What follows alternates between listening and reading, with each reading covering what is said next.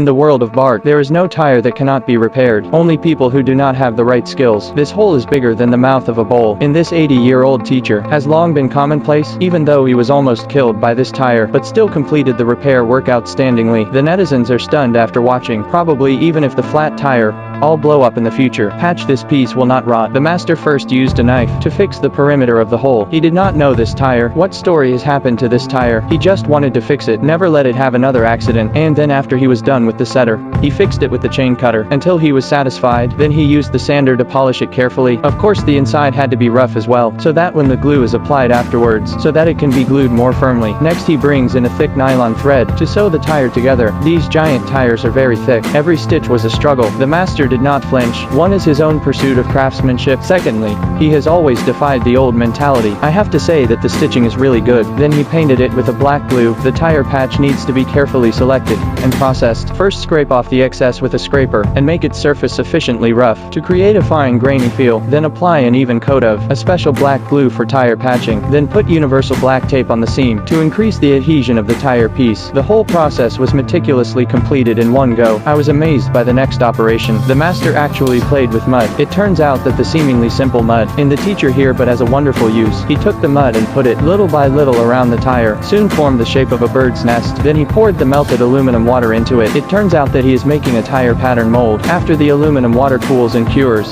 you can take off the mold. During this process, the master almost hit by a giant tire into the wall. Fortunately, there is no danger with this tire pattern aluminum film. Then we can proceed to the vulcanization process. The furnace under the film is heating it up continuously. The master is getting stronger with age. Such a heavy tire, he alone can easily push it into the aluminum film, and it was in the right place. He first put the previously prepared. He put the tire repair skin on it, then stuffed sandbags inside. Finally, he put on the pressurizing machine and tighten it hard. Vulcanize and shape with high temperature and pressure. After the tread is out, the old and new rubber fused together is inseparable. Finally, use a soldering iron to smooth out all the burrs. What do you think? What do you think of this master's repair technique? How do you rate it out of 100?